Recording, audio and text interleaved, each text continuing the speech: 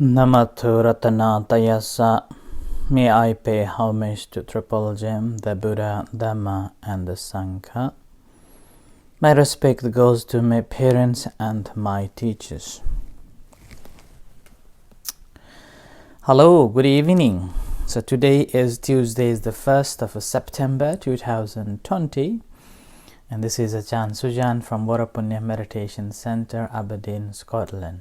So I'm here tonight again with you all. Hi everyone. Hi Yvonne, Margaret, David, Sunshine, and everyone. Good evening. And thank you everyone for joining this evening Dhamma talk and continuing with the chanting and guided meditation.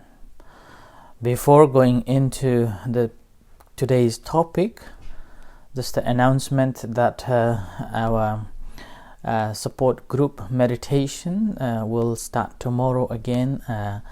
David is running a half an hour meditation at 8 o'clock.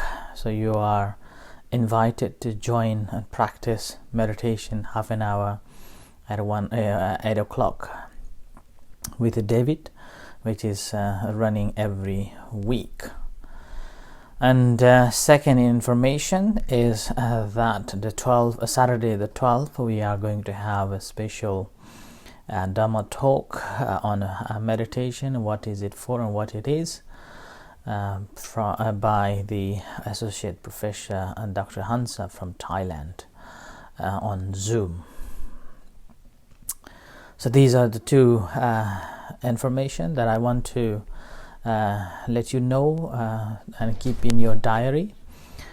In the meanwhile, also I would like to extend my appreciation and thanks to Sarala from London, who after hearing my announcement of looking for the tent for the coming event on the Katina, 4th of October, she ordered the tent for the center. So really my great thank you for her generous donation of that tent. Meanwhile, today at the center we went out and bought the other materials that require for the barns to get ready by the 4th of October. So thank you everyone for all the contribution towards these things for the center, and also all the names and lists that who have given a name to sponsor the Katina and related Katina related expenses and the materials that provided to the center.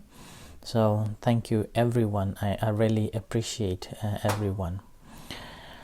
So good evening from Myanmar, India, Jai Bhim, Pratibha, Difti, and everyone. So this is another month now starts. So it's 5 months that I have started to give a talk and also guided meditation. And almost all the talks are available on our YouTube channel. You can go back and listen the reflections and the talks. And like April and May, even in June, 3 months I spoke different aspects of the Buddha's teachings to deal with this COVID-19. So you can go and listen and how to apply Buddha's teachings in such a very difficult environment. Some call it new norms, others call it just the messy terms. Yes, so David has just posted saying that tomorrow at 8 o'clock UK time there will be a Facebook Live on a VMC meditation, a mindfulness meditation practice support group, and you can join with David for tomorrow's meditation, regular meditation. So this is, and it is also another sad news that Glasgow is closed down again, a lockdown for another 2 weeks due to the number of COVID positive results appear over 60 people, and it's another cluster developed in Glasgow, and so the Glasgow is locked down from tomorrow morning for 2 weeks. Hopefully it won't happen in our Aberdeen city, but who knows. So just to be mindful and keep social distance, and be mindful wherever you go. Make sure that you wash your hands, and possibly checking yourself if any symptoms or any feelings of a discomfort, and just keep yourself alone. Okay, so that is just a few things that I wanted to let you know. Okay, and today is again, let's go to our topic of the day. Hi Gautam, Seema, Manish, David, and everyone. Shimon from Italy. Hi. So I hope you're all getting better and keeping you all safe and conscious of this new norm, so called.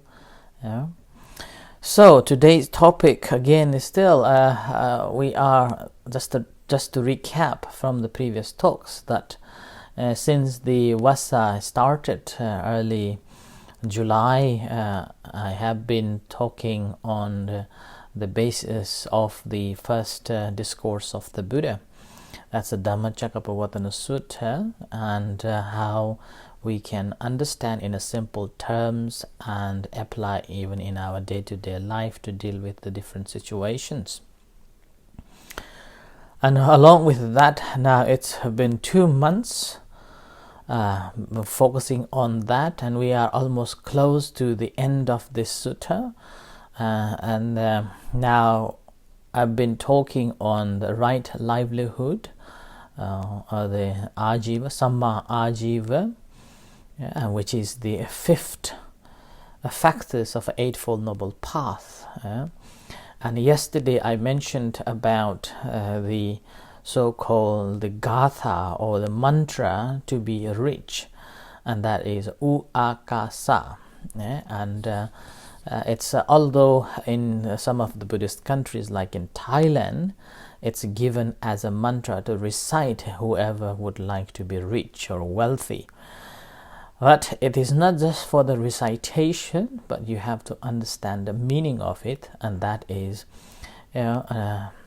striving to do good works and honest earning, and whatever you have earned, you have to maintain it or protect it, and during this protection again try to find the good friends and always live a balanced life. So these are the 4 principles that help one to be wealthy and rich. Again, on the same basis of that right livelihood, I just thought that I will read out again this right livelihood, that what the Buddha said. So in Anguttara Nikaya, the Buddha said that monks, these 5 trades ought not to be plied by a lay disciple. And here lay disciples means the Buddhists, those who are practicing in accordance with the Buddhism, Buddha's teachings. And that is trade in weapons, a trade in human beings, trade in flesh, trade in spirits, which means intoxicant substance or alcohol and drugs, and trade in poison. So these are the 5 works that one should avoid in our day-to-day life, or any jobs that you have been doing, if that is related to the trade in weapons, and then trade in human beings and flesh and spirits and poisons, then if you are a true Buddhist, should stop engaging in these, whether it is direct or indirect. So that's why I found it very, very difficult to be a Buddhist, in this modern life, modern time. One way or another, you are supporting probably one of these in your job. And here in the modern world, it is not just like the trade, but also when we go into the studies on commentaries, find out that if you are giving misinformation about these things, or any food or any products that you're producing, then that also count as misleading, and it's not a right livelihood. So that's why it is very difficult to be a real Buddhist. And further, in the middle length or the Majjhima Nikaya, Buddha says, and what is a wrong mode of a livelihood? Trickery, cajolery, insinuating, dissembling, rapacity for gain upon gain, and what is the right side of a merit that ripens unto claving to a new birth. Herein any Aryan disciple, by getting rid of a wrong livelihood, earns his living by a right mode of a living. So that's why this right livelihood is, I would say, in the Eightfold Noble Path, is one of the hardest part to practice. Obviously, when we look at the trade in weapons, there will be a very, very few people, or very limited people, engaging in the trade in weapons. But here, if you are working in one of the offices who promotes or who is engaging in designing any weaponaries, or engaging any form of indirect engagement in this form of a military or this weapons dealings, then that is also regarded as the wrong livelihood. And the second, and again, a trade in human beings, although we do not see it as it was in the past, but again, from here in this modern time, it's very difficult to find. However, I remember when I was doing masters in Aberdeen University around 6 years ago, and then one of the small research work I did was to find out not to find out about the relationship of a migrant who was marrying Westerners, and then I found that it's more of a legally binding a slave trade like that, and I found it quite interesting to find out that, and I didn't feel right,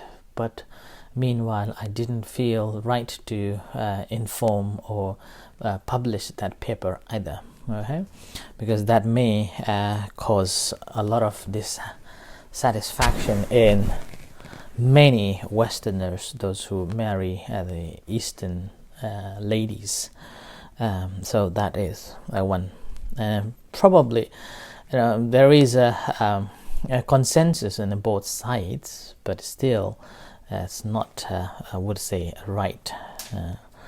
But again, it is probably not fall into this wrong livelihood. And the third, trade in the flesh. Again, the flesh here is about the any animal trade, any animal trading, or even if you are having what's called farming of any animals to send it to the abattoir, or dealing with killing some sort of like that, or slaughtering for the meat, and you're sending it, then that is also still regarded as wrong livelihood. Okay, and that again, nowadays, as a mass production is going on, and with this, there will be a lot of abuse within the animals, and as well as you're sending it to the slaughtering for the greater consume, then also regarded as a wrong action or wrong livelihood. Any income that you're getting, although you may get huge lump sums from it because of the mass production and import export, but the monetary wise, when you cut it, it's blood money, and it won't last long, and also it may cause other troubles. There is a story in one of the very famous meditation masters called Lumpur Chalan in Thailand. In his temple, when he was alive, there are over 3,000 to 4,000 people go for a meditation, and in his temple for one time. And he told one of the stories that one of a disciple used to be a butcher, the pig, and his son wanted to become a monk because of hearing pig cries every day when his father kills the pig. And he didn't like his son going to be a monk, and later on his son protested that he wanted to be a monk, so he went on staying in the monastery and become a monk and stay studying. And because his father was coming and disturbing him every day, and telling him off and begging him for come back and help him killing the pigs and selling these meats, so he ran away from that village to the Bangkok and studied in Bangkok during that time. And then somehow, after a couple of years later, he suffered a lot from some disease, and in the night he was crying like a pig. And one time he himself told the story that he was like a near-death, he experienced a near-death experience. At that time he told that he died, and when he was going along with this sound of a pig's crying, he was going into the deep dark place. At that moment he suddenly saw only one thing, was the robe, the color of the robe, and the color of the robe was just hanging, and let him catch it. And the very moment when he caught the color of the robe, and that was the robe of his own son, who was a monk in a temple. So after that, he when he caught the robe, he was again regain his he didn't die basically, and he come back in alive, and he went back to the temple where in a near village, in his village, and asked forgiveness from the head monk, and requested to invite his son back to the temple. So, and he came back to the temple and comforted him with the teachings of the Buddha. And later on he gave up, and he became the good disciples of that particular temple. Last year I had an opportunity to visit that temple, although the senior monk, he died a couple of years ago, but I had a chance to visit that temple, and I saw a huge pagoda is being built in honor to him, and people still there are around 2,000 to 3,000 people still meditating there and practicing every day. And that is the story from his own experience, that experience taught by one of the students. And I think there is a book on this story as well, somewhere. So you can read it as well. And that's the consequences of engaging in a killing. But he was fortunate that despite of his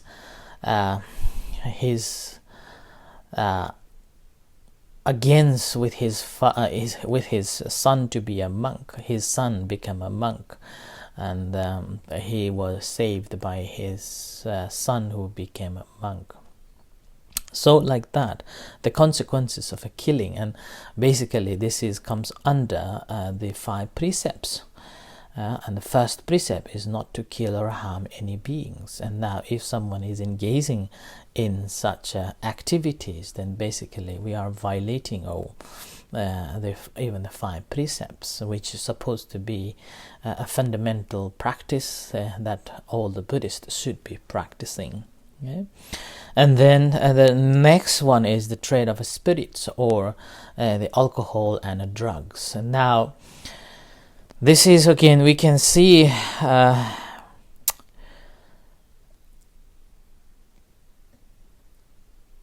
if you are in Thailand or if you are in Myanmar, talking about this drugs and alcohol sounds like a crazy monk, because it's all around. It's happening.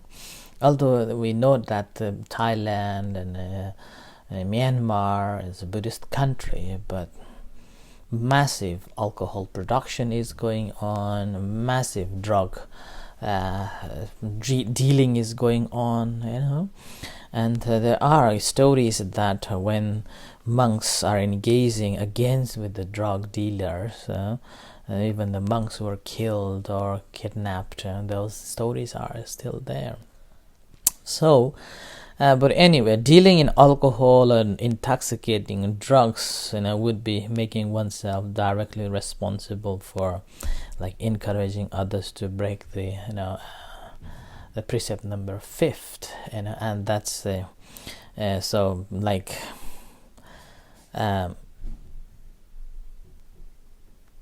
although you are not breaking yourself if you're not drinking, but you are selling, you are dealing with that, and with that you're encouraging others to follow this clouded mind, making them to be clouded mind, and which is again the complete against with the teachings of the Buddha. Whereas teachings of the Buddha is to make you awake, to be alert, and whereas you are giving, or you are selling, or you are dealing with a substance that clouds their mind, make them dull, make them indulge and not able to be conscious. So basically you are being a Mara in a way, a great Mara to our own fellow human members. So that's why this should be, and give up or stop doing it. And then the last one is a trade in a poison, and obviously trading a poison is, we know the consequences of it, and that's basically killing, and killing others. So this trade also taken should be give up, and should be not engaging any forms of engagement in those things. At the meantime, most important here, what we have to be mindful here is that whatever you are doing, whether it is the act of any action that you are engaging in your job or in your work in your office, does that work directly or indirectly related to these 5 wrong livelihoods? And if so, then if possible, just leave. And then the second thing what you need to be mindful that when you are working, how do you feel, and do you feel happy when these items or these products been introduced and developed, and to giving information or wrong information to other people that these products are good and these products help you, but whereas the products are not. It's like a drug. Some people say, oh, if you take a drug, it makes you feel good, like those information, right? And then the last one is you have to check your mind at how much you're feeling good or how much you're feeling bad. It's a sense of intention, and here the karma comes in, and any intentionally done karma here will affect you, obviously, in this life and as well as in the next life. So as a Buddhist, I would say this is a very difficult one to practice, to be a real Buddhist. And however, it is not just to be a Buddhist, but also it makes a good relationship with your own family, basically starting from your own self and your family and your community, and that demonstrates the good community and a harmonious society that promotes peace and well-being in oneself and then to others, both physically and mentally, and this will drive towards the cultivation of a great spiritual liberation in the future. So I offer this as again another night on the right livelihood. So thank you everyone for listening, and may you all be well and happy. Stay safe, take care, and may the Triple Gem bless you. And in a few moments time we will have evening chanting and guided meditation. You're most welcome to join, and until then, good night and see you shortly. Thank you.